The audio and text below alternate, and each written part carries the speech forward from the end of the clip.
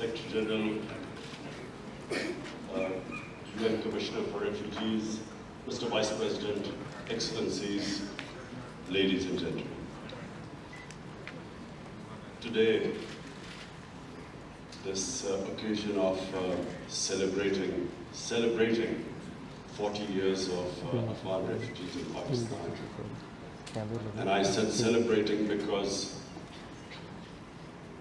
there are not many instances in the modern world where those who have been refugees have conducted themselves with such dignity and honor.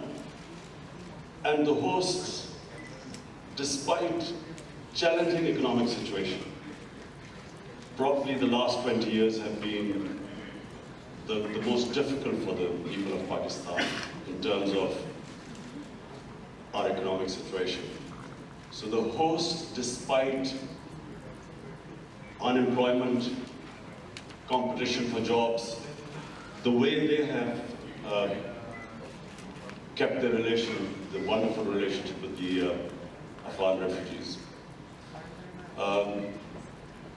Let me just point out a side effect, a pleasant side effect of the Afghan refugees. The children in the refugee camps started watching the Pakistan cricket team and learning how to play cricket. And Afghanistan today has an international cricket team. But the embarrassing thing is that their under-19 cricket team beat Pakistan under-19 cricket team. I hope they don't beat us full cricket team. But this is a remarkable relationship that has endured. And I again repeat, considering the situation in Pakistan, what we faced, what our economy has faced. And it reminds me of one thing which I learned when I was raising funds in my country for various charities. That generosity has nothing to do with one's bank balance. A country in the situation that we were, and I really say with pride that the way we have hosted our refugees. Bear in mind that Pakistan, when it came into being in 1947, had the biggest refugee problem. And my mother's family, of course, also were refugees coming from India in 1947. I want to refer to what the Afghanistan Vice President said when he talked about our Holy Prophet, peace be upon him, and the Muslim migrants to Medina. You see, the reason why I feel that this relationship endured in Pakistan for 40 years was because of our Prophet Muhammad sallallahu alaihi wasallam, who when they migrated from Makkah to Medina, when they faced religious persecution, that relationship between the people, hosts of Medina, and the refugees from Mecca was exemplary. And it has stayed in the Muslim psyche for all these centuries. And the second aspect I want to highlight about the great characteristic about our Prophet Muhammad sallallahu alaihi wasallam was that he was the ultimate leader. He believed in uniting human beings.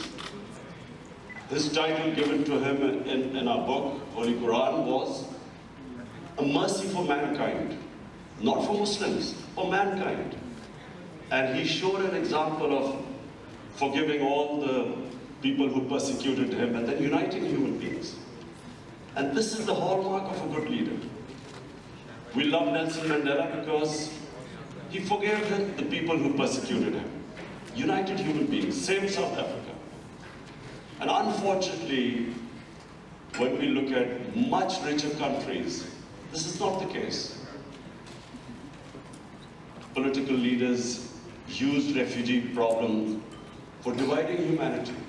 To get votes, they transfer hatred towards the refugees who already are suffering. Who wants to be a refugee? it is probably the most difficult decision for a human being to leave his home. And so as it is, the refugees are suffering because they are refugees. And on top of it, they face the xenophobia in so many influential, affluent, rich countries. On top of it, we have this new phenomenon after 9/11, Islamophobia. Islamophobia compounds the miseries of Muslim refugees. And Islamophobia, we all know, it came after 9/11 because terrorism and Islam were equated, Islamic terrorism. People could not tell the difference. The extremes in a human society, all human societies have moderates, liberals, and extremists. And if you concentrate on the extremes of a human society, you can demonize any human society. When as a teenager, when I went to England for the first time, there were these people called the skinheads. They would go around beating people because of the color of their skin. Imagine if I had defined the British society by what I saw of the skinheads. I would have ended up demonizing one of the most liberal societies in the world. This is what is happening with Islam. And that's why Muslim refugees suffer more than other refugees. Mr. Secretary General, I'm especially worried about what is happening across the border in India.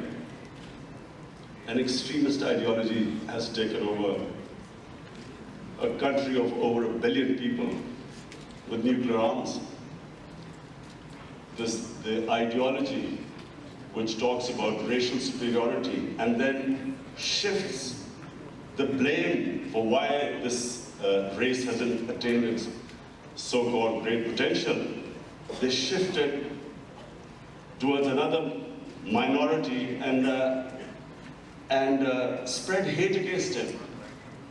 This is the easiest way of getting votes. Nationalist parties all over the world now are gaining by actually blaming another human community for all their problems. And in India, with two legislation, the Registration Act and the Citizen Act, two legislation which are actually targeting 200 million people in India, Muslims in India. This, in future, if it's not checked, if the world community doesn't raise its voice against it, this injustice, this will have future problems for our country because it could have a huge refugee problem. The BJP leaders, we watch them on television. When the people protest against this unfair legislation, Muslims protest, they tell them to go to Pakistan. And secondly, what is happening in Kashmir? 8 million people are still in an open prison for over 6 months. It's because of this ideology. And this again has severe implications in the future if the world community doesn't raise its voice against it. And finally, about Afghanistan, the Afghan Vice President, thank you for saying complimentary things about me, but let me just clear first of all. It is my belief, it's not something I'm saying because of this conference or because I'm being a diplomat.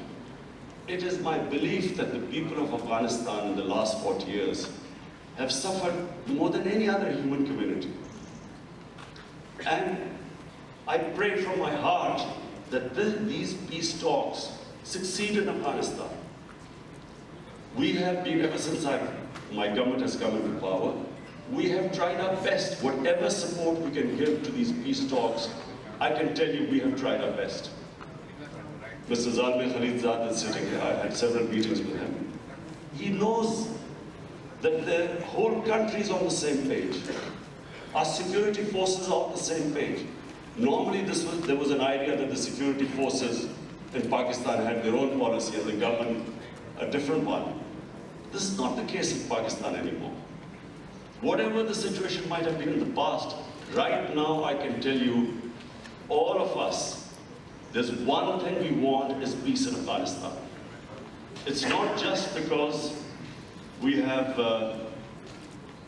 1.4 million registered refugees. We're the second country in the world with the second biggest refugee population, and for 22 years we were the #1 country with the biggest refugee population. It's not because of that, because the people of Afghanistan deserve peace. That's the most important thing.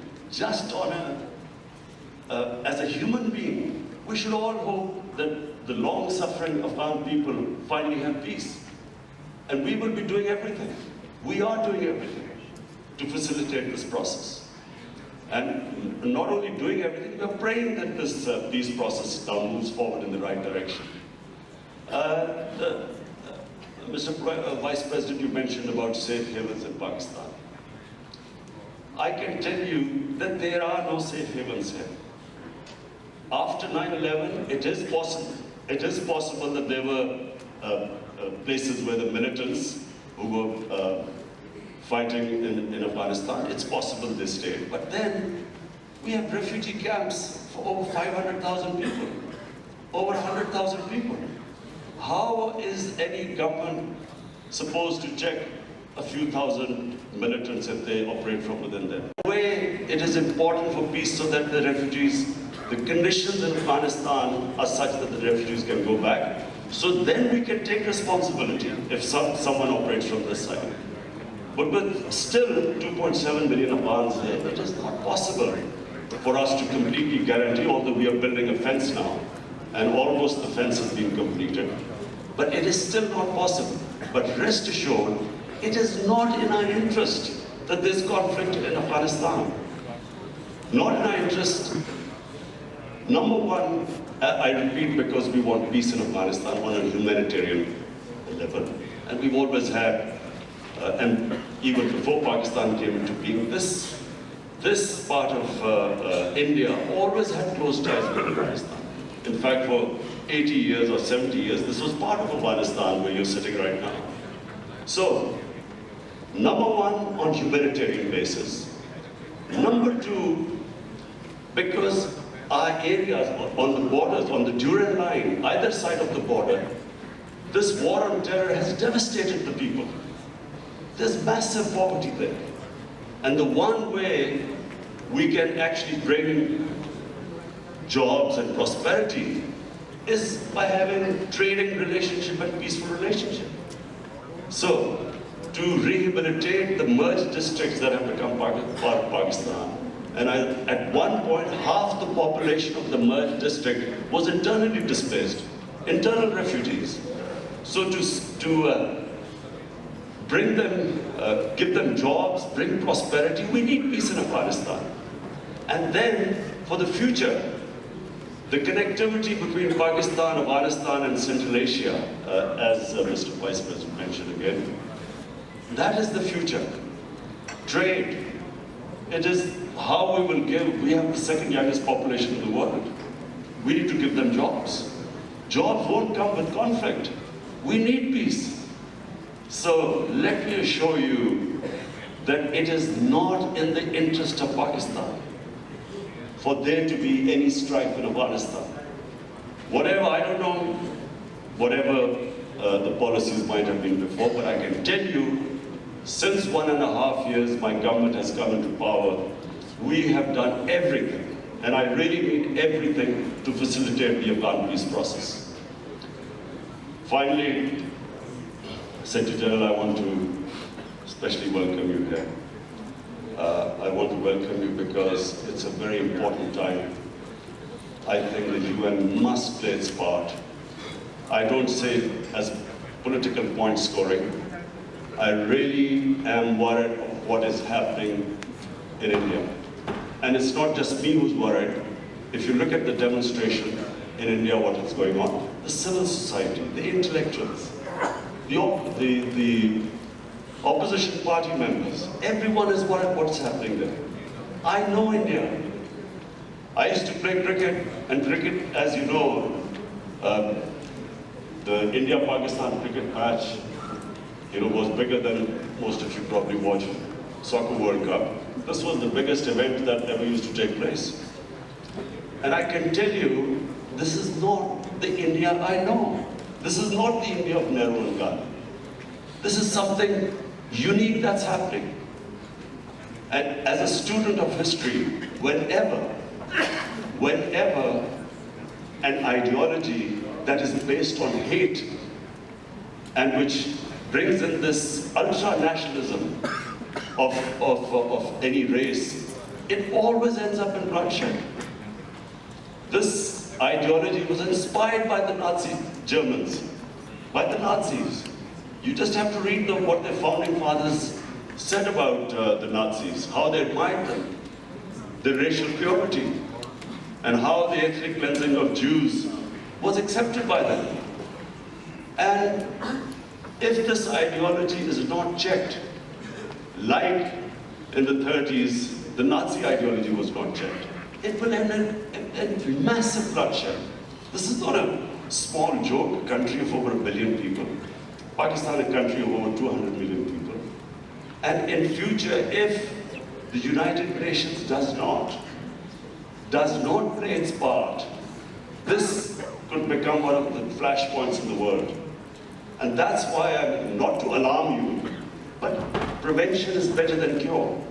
Before things go out of hand, and the statement of Indian Prime Minister that they can destroy Pakistan in 11 days, does a responsible Prime Minister of a country of over 1 billion people, does he make a statement like that? And then the army chief saying that they can take over Pakistan side of Kashmir whenever the parliament signals. So it is heading in the wrong direction. I was in the United Nations in September, and this was the first time I flagged it. Things have only gone worse since then, and unless the world community takes notice, things will get far worse. Thank you.